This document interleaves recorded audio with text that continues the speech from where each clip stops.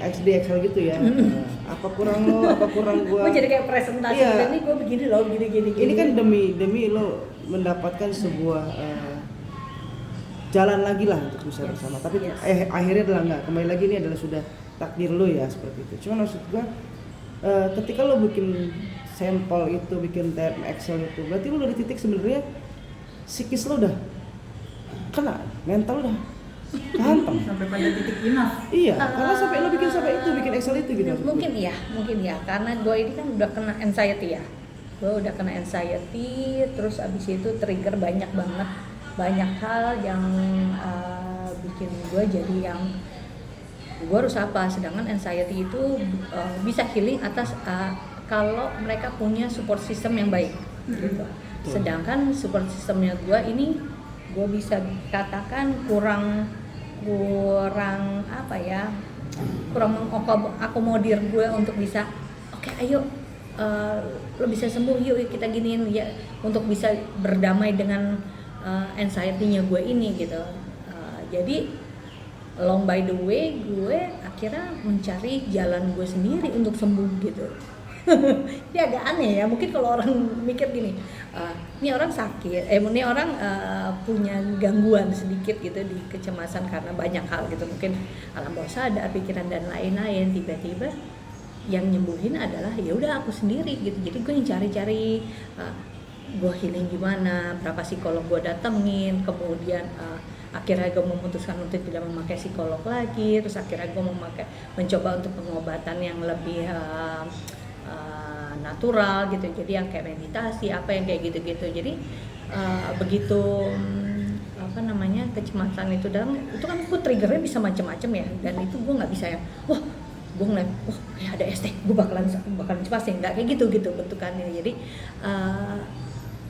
kapan aja bisa datang, kapan aja bisa gue kontrol, itu yang gue nggak bisa pastikan gitu. Jadi pernah ada waktu yang akhirnya gue yang nyuruh Bugi untuk yang gue lagi panik nih, gue bilang gitu, gue lagi panik, tolong tenangin gue, tolong kalau nggak distract deh, ngajak ngobrol apa aja, pokoknya sesuatu yang bikin jadi ke distract gitu. Nah itu hal-hal kecil kayak gitu dia susah gitu, dia memang orangnya sebenarnya susah sih komunikasi gitu ya, karena ya mungkin biasa dengan anak tunggal, nggak punya siapa-siapa, nggak terbiasa di lingkungannya dia. Tapi gue butuh itu, dan gue yang mendirect dia untuk how to heal gue gitu. Nah itu kan agak lucu ya jadinya. Jadi ya hal-hal kayak gitunya sih yang akhirnya mungkin bikin gue juga lama-lama kekikis, capek dan lain-lain. Banyak hal yang masih gue harus lakuin ke depannya, dan ya kayak gini-gini yang bikin ya udahlah, daripada ini mendingan kita masing-masing aja. Dari awal pernikahan kita tahu begitu pendiam ya, tipenya ya, kita yang dan itu berlaku juga gak sama lo anak-anak? Jadi ya memang tipenya harus justru lo yang ngomong dia. Mungkin awalnya gue nggak terlalu sadari benar gitu, karena gue mungkin masih euforia dengan keadaan, kemudian gue juga mikir orang semuanya kan berprogres ya gitu, semuanya berprogres dengan ingin menjadi lebih baik. Jadi ya udah, gue memberikan toleransi itu kepada dia untuk berkembang dan lain-lain. Tapi along the way lagi mungkin ya itu sudah menjadi karakter orang gitu, yang gue nggak bisa mengubah siapapun orang kecuali atas kesadaran dia sendiri mau berubah gitu. Kayak gue menyadari bahwa gue berangkat juga dari keluarga yang bukan perfect family banget gitu ya, tapi gue nggak bisa mewariskan rasa kebersalahan gue zaman dulu, rasa ketidaksukaan gue zaman dulu pada saat gue mengalami hal itu di keluarga gue kepada anak-anak gue. Jadi gue memutuskan untuk memutus rasa itu, dan gue mengubahnya untuk menjadi oke, cukup sampai di sini aja, gue perbaiki untuk anak-anak gue gitu. tertarik sama anxiety yang tadi dan memang butuh support system yang solid ya kan. Yes. Worst case-nya adalah pernah nggak nemu kasus yang limit anxiety itu sampai mana sih kan? Gue pernah sampai aduh nama nih gue atau apa overthinking atau kepala gue sakit atau apa.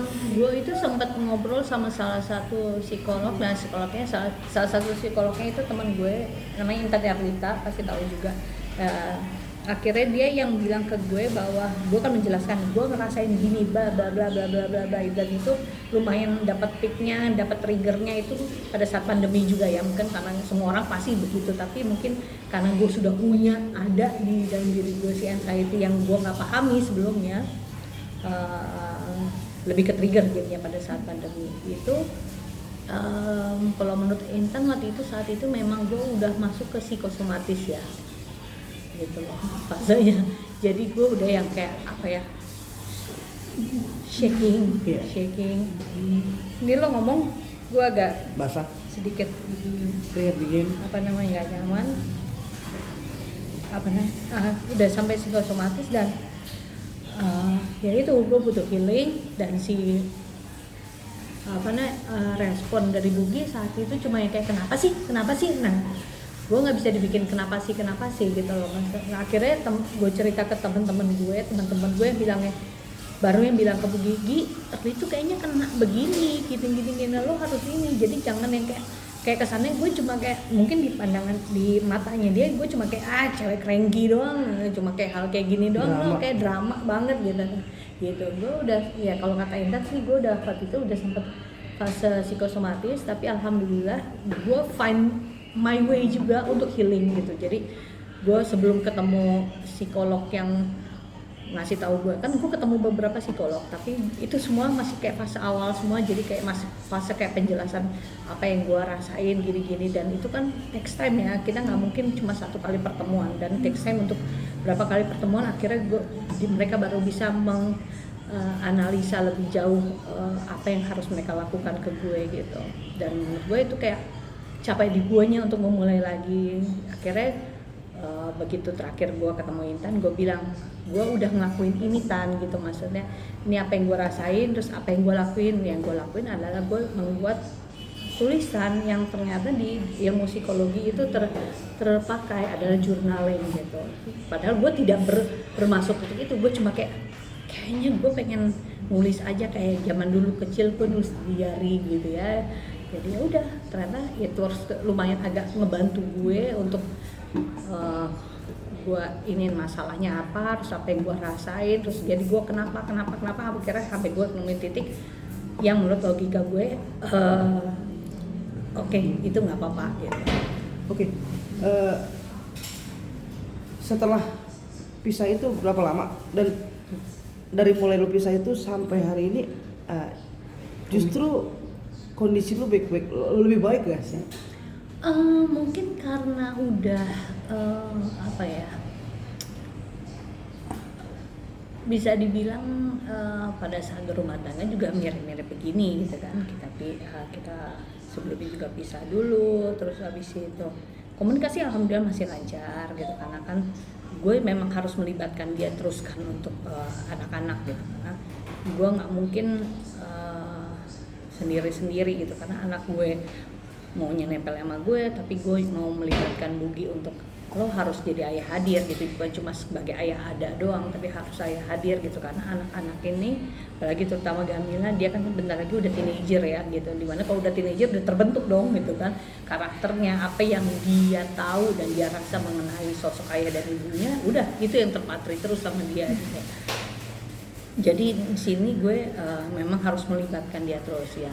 Orang-orang melihatnya ya gue kayak masih bersama aja, karena ya emang gue nggak mau ada sesuatu nggak mau bikin jadi awkward juga gitu. Cuma ya balik lagi ternyata keluarga yang keberatan gitu dengan bahkan kalian nggak pisah gitu,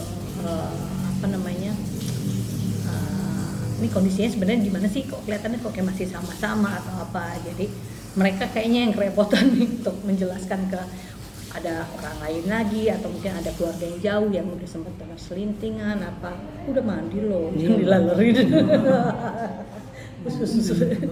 Itu jadi dengar selentingan dan segala macam, mereka mau nggak mau jadi kayak ngerasa keberatan untuk menjelaskan gitu kan.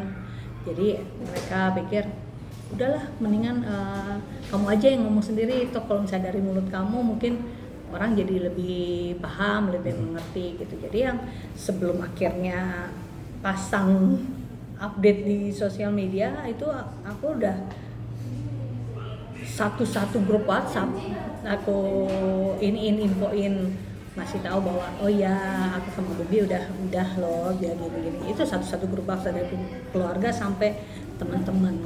Ada trauma nggak? Ada trauma nggak?